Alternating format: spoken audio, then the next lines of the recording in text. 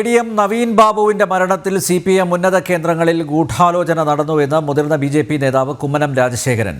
കേസിൽ CBI അന്വേഷണം അനിവാര്യമാണെന്നും പത്തനംതിട്ട മലയാലപ്പുഴയിലെ നവീൻ ബാബുവിന്റെ വീട് സന്ദർശിച്ച ശേഷം കുമ്മനം രാജശേഖരൻ മാധ്യമങ്ങളോട് പ്രതികരിച്ചു. എ.ഡി.എം. നവീൻ ബാബുവിന്റെ മലയാലപ്പുഴയിലെ വീട്ടിലെത്തിയ മിസോറാം മുൻ ഗവർണറും BJP നേതാവുമായ കുമ്മനം രാജശേഖരൻ നവീൻ ബാബുവിന്റെ ബന്ധുക്കളുമായി കേസ് വിവരങ്ങൾ ആരാഞ്ഞു. സംസ്ഥാന പോലീസ് അന്വേഷണത്തിൽ വിശ്വാസം നഷ്ടപ്പെട്ട നവീൻ ബാബുവിന്റെ കുടുംബം CBI അന്വേഷണം ആവശ്യപ്പെട്ട് സുപ്രീംകോടതിയെ സമീപിച്ച സാഹചര്യത്തിലാണ് കുടുംബത്തിന് പിന്തുണയുമായി കുമ്മനം രാജശേഖരൻ നവീൻ ബാബുവിന്റെ ബന്ധുക്കളുമായി കൂടിക്കാഴ്ച നടത്തിയത്.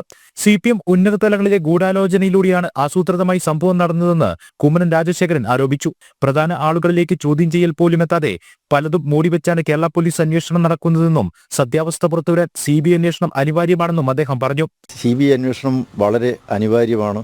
ഇതൊരു യാദൃച്ഛിക സംഭവമല്ല, ഒറ്റപ്പെട്ട സംഭവമല്ല. ഇതിൻ്റെ പിന്നിൽ വലിയൊരു ഗൂഢാലോചന നടന്നിട്ടുണ്ട്, വളരെ വ്യക്തമാണ്.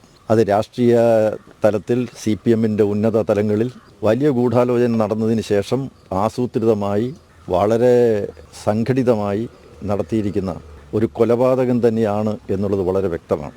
CBI അന്വേഷണമുണ്ടായാൽ കണ്ണൂർ CPMലെ പല നിയമവിരുദ്ധ മാഫിയ പ്രവർത്തനങ്ങളും പുറത്തുവരുമെന്നും കുമ്മനം രാജശേഖരൻ. ഇതൊരു CBI അന്വേഷണത്തിലേക്കാണ് പോകുന്നതെങ്കിൽ നവീൻ ബാബുവിൻ്റെ കൊലപാതകം സംബന്ധിച്ചുള്ള കാര്യങ്ങൾ മാത്രമല്ല, കണ്ണൂർ കേന്ദ്രീകരിച്ച് നടന്നിരിക്കുന്ന നിരവധി നിയമവിരുദ്ധ പ്രവർത്തനങ്ങൾ, മാഫിയകളുടെ പ്രവർത്തനങ്ങൾ, അങ്ങനെ പലതും, അവർക്കെല്ലാമുള്ള രാഷ്ട്രീയ ബന്ധങ്ങൾ, ഇതെല്ലാം പുറത്തു വരും.